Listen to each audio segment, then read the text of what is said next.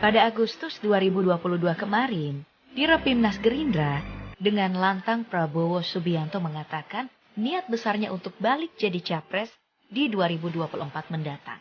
Permohonan saudara untuk bersedia dicalonkan sebagai calon Presiden Republik Indonesia. Kalau benar Prabowo bakal ikut kontes lagi, maka dirinya akan jadi pencetak rekor sebagai capres terbanyak di Indonesia. Niat dari Prabowo kali ini memang punya dasar yang kuat.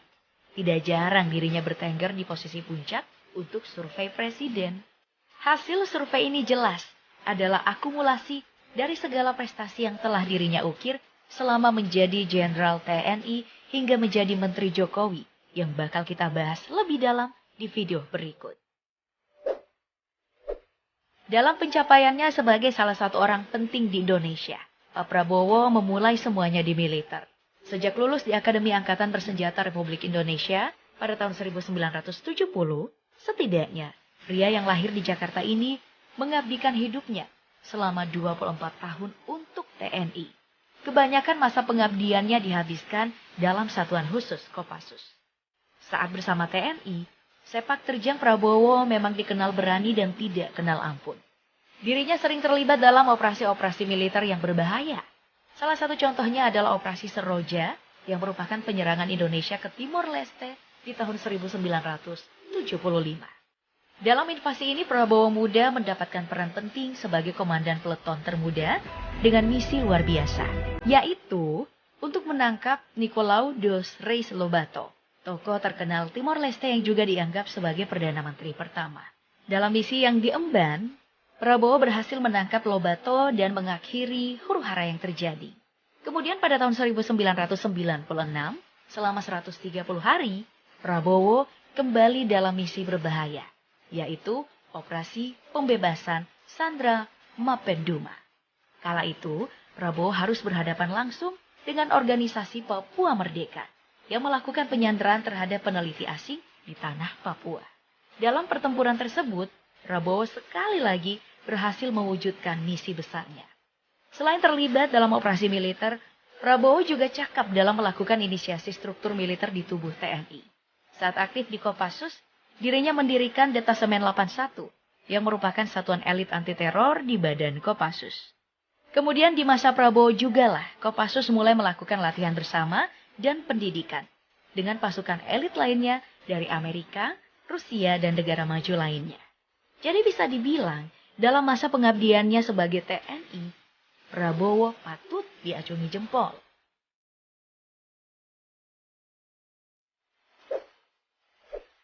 Setelah mendapatkan nama di dunia militer Indonesia, Prabowo Subianto kemudian terjun ke dunia politik. Kedekatannya dengan banyak orang dan wibawanya yang tinggi membuat banyak orang bersimpati padanya. Contohnya di tahun 2011, dirinya mendapat gelar tongkonan Tulak Langi dari Tanah Toraja, Sulawesi Selatan. Di jalan politiknya, Prabowo awalnya bergabung ke Partai Golongan Karya, dan beberapa tahun kemudian mendirikan Partai Gerakan Indonesia Raya. Lewat partai berlambang Garuda inilah, Prabowo 2 kali mencalonkan diri sebagai presiden di tahun 2014, juga 2019. Nah, yang mengejutkan, Prabowo yang kalah di pemilu 2019 kemarin, malah dengan legowo menjadi menteri dalam kabinet Jokowi. Walau banyak mendapat isu miring soal jadi menteri karena bagi-bagi kekuasaan, nyatanya Prabowo bisa membuktikan diri dengan baik. Bahkan dari hasil survei, dirinya lah yang menjadi pemuncak di kabinet kerja Jokowi sebagai Menteri Pertahanan. Di era sekarang saat Prabowo tengah menjadi Menhan, dirinya ditugaskan untuk fokus pada 2 hal, yaitu modernisasi alutsista dan juga mengembangkan produksi senjata dalam negeri. Untuk mengemban tugas ini, Sang Menhan jelas punya resepnya sendiri. Contoh untuk modernisasi alutsista, Prabowo menggandeng banyak negara maju untuk melakukan kerjasama.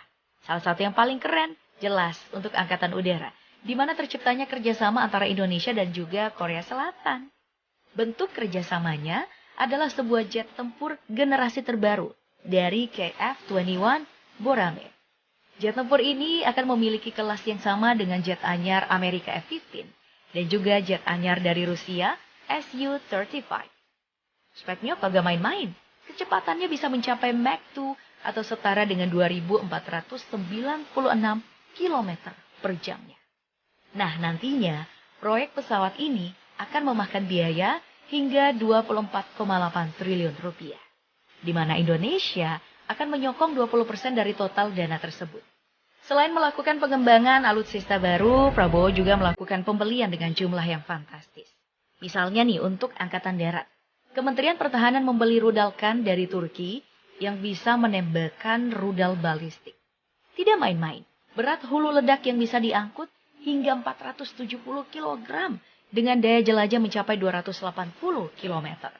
Lalu ada juga untuk Angkatan Laut yaitu kapal selam Scorpene dari Prancis.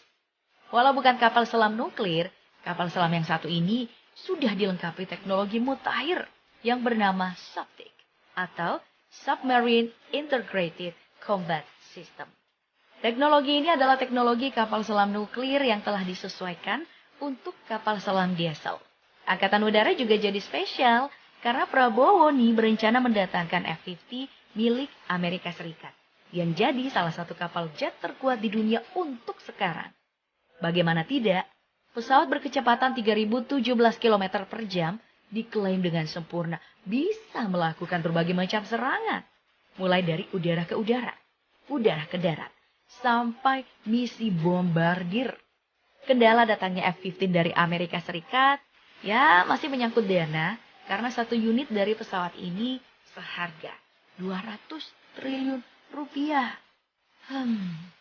Gimana menurut kamu, Pop Gengs? Apa Indonesia emang harus beli? Lalu misi kedua Prabowo yaitu mengembangkan produksi senjata dalam negeri. Dirinya telah bernegosiasi dengan banyak negara untuk melakukan pembelian senjata di Indonesia. Mulai dari Jepang, Ghana, Rusia, dan masih banyak lagi negara lainnya. Dari sekian banyak produsen senjata di Indonesia, PT Pindad dan juga PT Sari Bahari menjadi yang paling sering dibicarakan Prabowo. PT Pindad dibicarakan karena mobil taktis miliknya yaitu Maung, dan PT Sari Bahari dibicarakan karena kapasitas dalam membuat alat peledak. Pokoknya, semua sudah diusahakan untuk membuat orang tertarik kepada persenjataan lokal kita. Peningkatan mutu yang dilakukan juga diharapkan agar Indonesia bisa menjadi negara mandiri dalam memproduksi senjata, layaknya India atau bahkan mungkin saja Amerika. Selain mengemban misi dari Presiden Republik Indonesia, Prabowo juga dikenal dengan banyak hal saat menjabat jadi Menhan.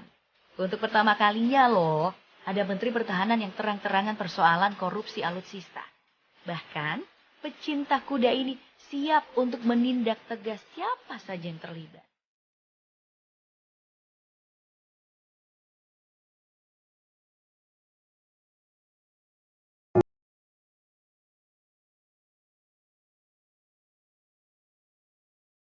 Indonesia, dengan sejarah panjangnya dalam menjaga kedaulatan dan keamanan nasional, telah memahami betapa pentingnya konsep ketahanan nasional. Ketahanan nasional adalah bagian integral dari sistem pertahanan rakyat semesta, hankam rata. Kesehatan masyarakat menjadi aset berharga yang diperlukan untuk membangun kekuatan pertahanan negara, mendukung stabilitas dan produktivitas negara. Menteri Pertahanan Prabowo Subianto memahami sepenuhnya pentingnya memperkuat infrastruktur kesehatan sebagai bagian integral dari misi ketahanan nasional. Dengan tekadnya untuk menciptakan ketahanan nasional yang komprehensif, Menteri Pertahanan telah meluncurkan misi besar, program pembangunan 24 rumah sakit di bawah Kementerian Pertahanan Indonesia. Selain itu juga, Kemhan membangun Fakultas Kedokteran Militer sebagai jawaban kebutuhan pertahanan.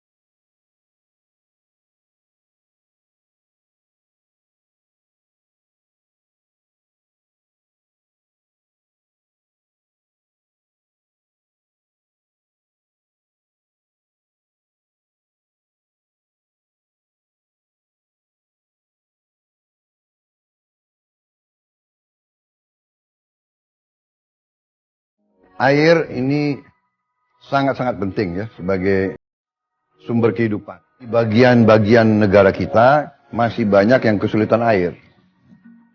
Ada Universitas Pertahanan di bawah saya sebagai Menteri Pertahanan. Kita punya ahli-ahli yang bisa menemukan air. Ini kita sudah berhasil menemukan air di tempat-tempat yang susah. Di Pulau Moa, di Lombok, di Sumbawa, di Gunung Kidul, di tempat yang nggak bisa dapat air, kita bisa ketemu air. Jangan terima kasih sama saya, terima kasih kepada mereka itu yang kerja di lapangan. Terima kasih sama mereka. Prabowo Subianto hanya meneruskan petunjuk Presiden.